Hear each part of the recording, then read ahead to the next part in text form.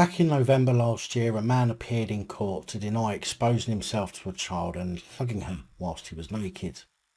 66-year-old Andrew Finn was accused of taking his clothes off and showering in front of the girl whose age is currently recorded as under 13. The offences are said to have happened way back in 2006 and happened in a hotel room. Teeside Magistrates Court in November last year said the offences were too serious to be heard at a magistrates court and so directed the trial to take place at Teeside Crown. Finn of Broadley Bank, Tweedbank in Scotland pleaded not guilty to engaging in non-penetrative sexual activity with the girl under 13. He also denied a second charge of exposure.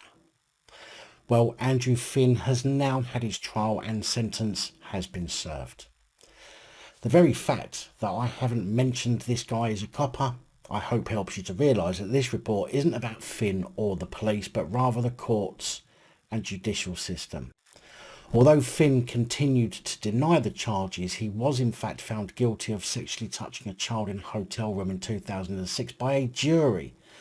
But after a doctor's report was submitted to Teeside Crown Court, it was ruled that even though Finn did commit the crime, it would be inappropriate to punish him because of his ill health.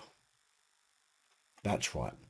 Even though he is guilty of sexually touching a child, there has been no sanctions, no punishment, no deterrent, and most importantly, no justice for the victim.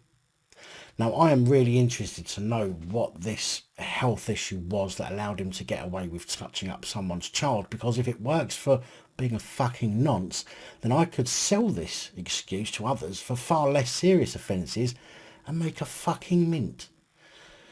Or could it simply be that Finn and the judge frequent the same hotel bars together? Who knows? We never will. But what I do know is that the judge hasn't been named and thinks it's appropriate to simply let someone walk out of court a free man after perving on somebody's child.